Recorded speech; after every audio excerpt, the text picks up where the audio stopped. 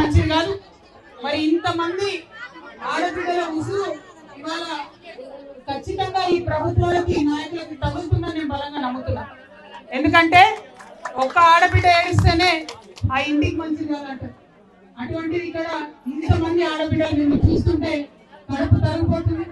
చిన్న చిన్న పిల్లలు ఎత్తుకొని ఎగ్జామ్స్ జరుగుతున్నాయి, ఒక పక్కన స్కూళ్ళలో వాళ్ళు వెళ్ళి పరీక్షలు రాయాలి. ఇల్లు మంచిగా ఉండి అంత మంచిగా కూడా పిల్లలు ఎగ్జామ్ రాయడానికి టెన్షన్ పడతారు. అట్లాంటిది రాత్రికి రాత్రి బుల్డోజర్లు వచ్చి కొట్టి పడేసి పుస్తకాలతో సహా మొత్తానికి నేలమట్టం చేశారు మీ ఇళ్ళని. అవి చూస్తుంటే చాలా బాధ అనిపించింది. కానీ అనేక మంది వచ్చిపోయిన లేదా టూరిస్ట్ వచ్చిపోయినట్టు ఎగ్జిబిషన్ చూడడానికి వచ్చిపోయాడు. ఎగ్జిబిషన్ అయిందేమన్నా కాదు కదా, మన దుఃఖం కదా, మన ఆవేదన కదా, మన ఇల్లు కదా, మన మొత్తం జీవితం కదా. ఇది కొన్ని రాజకీయ పార్టీలకు ఎగ్జిబిషన్ లాగా ఉంది.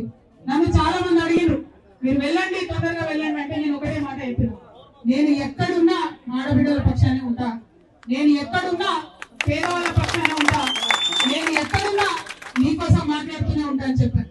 ఒక సమయం వస్తుంది, ఒక టైం వస్తుంది, ఖచ్చితంగా మీ దగ్గరకు వస్తాను. వచ్చిన తర్వాత సొల్యూషన్ లేకుండా, పరిష్కారం లేకుండా వెళ్ళను. ఆ విషయం చెప్పడానికి వచ్చిన తర్వాత అదే చెప్పాను మీకు. నేనేదో వచ్చి మిమ్మల్ని చూసి వెళ్ళడానికి రాలే. కూర్చొని సావధానంగా మీతో మాట్లాడి ఈ అంశాలన్నీ కూడా ప్రభుత్వంతో మాట్లాడి మెప్పించి ఒప్పించి ముందుకెళ్ళడానికి ఇక్కడికి రావడం జరిగింది. మరి మీ అందరూ కూడా ఒప్పుకుందా? మీ అందరూ కూడా గట్టి కూర్చుంటారా? ఎందుకంటే ఇవాళ ఇక్కడ నాతో పాటు విశారద మహారాజ్ గారు కూడా ఉన్నారు. మరి ఆయన కూడా మొండిగట్ట పట్టుబడితే వదిలినటువంటి మనిషి కాబట్టి మనకు తోడుగా ఇవాళ ఇంతమంది ఆడపిల్లలకు తోడుగా ఎస్సీ ఎస్టీ బీసీ జేఏసీ ధర్మ సమాజ్ పార్టీ తెలంగాణ జాగృతి ఇంకా అనేక ప్రజా సంఘాలు ఇక్కడ ఉన్నాయి కాబట్టి అందరం కలిసి ఇవాళ ఒక పరిష్కారం తెచ్చుకునే ప్రయత్నం చేద్దాం. ఎందుకంటే మనని ఇక్కడికి తోలింది అంతే, వదిలేసింది. ఎంత విషాదం అంటే కనీసం మహిళలకు ప్రత్యేకంగా పురుషులకు ప్రత్యేకంగా కూడా వసతి ఇవ్వలేదు. కనీసం ఇప్పటి వరకు డిఎన్ఎంహెచ్ఓ వచ్చి ఒక హెల్త్ క్యాంప్ కూడా పెట్టలేదు. ఎందుకోసం ఆలోచన ఉండాలి కదా. సందర్భ సడేమియా అని చెప్పి అంతకుముందు మన ఇల్లు కూర్చోడానికి ప్రయత్నం చేసిన బీఆర్ఎస్ పార్టీ వాళ్ళు అప్పుడప్పుడు భోజనాలు పెట్టి మెడికల్ క్యాంపులు పెట్టి పాపం ఆడుకుందామని ప్రయత్నం చేస్తూ ఉన్నారు. తప్పులేదు, మంచిదే, చేయాలి. కానీ జిల్లా కలెక్టర్ గారు ఏమైనారు, ప్రాథమికమైనటువంటి బాధ్యత ఆయన మీద ఉంది కదా. ఇంతమంది మనుషుల్ని ఒక కొట్టంలో తోలినట్టు తోలిండ్రు. చిన్న పిల్లలు ఉన్నారు, కనీసం వారి ఆరోగ్యం పట్ల మీకు ఏమాత్రం కూడా కన్సర్న్ లేదని అర్థమవుతా ఉన్నది. అన్యాయం ఇది, దారుణం ఇది. ఒక్క రోజు కూడా కలెక్టర్ గారు ఇక్కడ రాలేదని చెప్తా ఉన్నారు. నేను ఒకటే డిమాండ్ చేస్తా ఉన్నా, ఈ జిల్లా నుండి మీరు 3 మంత్రులు ఇచ్చి 3 మంత్రులు గెలిపించి పంపించారు. ఒక్క మంత్రి కూడా కనీసం ఇంతమంది ఆడబిడ్డలు ఉంటే ఇక్కడికి రావాలని అసలు లేదు. ఖచ్చితంగా మంత్రులు మాట్లాడాలి, ముఖ్యమంత్రి గారు మాట్లాడాలి, అందరికన్నా ముందు జిల్లా కలెక్టర్ గారు ఇక్కడికి రావాలి. ఇది ప్రధానమైన డిమాండ్.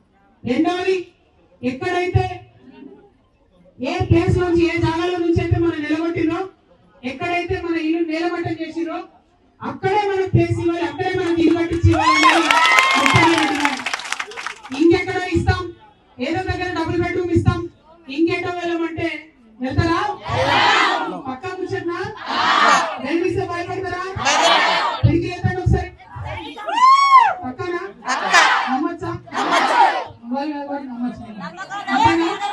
తప్పకుండా ఒకటే ఒక నినాదం, ఏం లేదు. మనకి ఎక్కడైతే మన ఇల్లు ఎక్కడైతే కూల్చివేశారో అక్కడే ఇల్లు కావాలని డిమాండ్ చేద్దాం.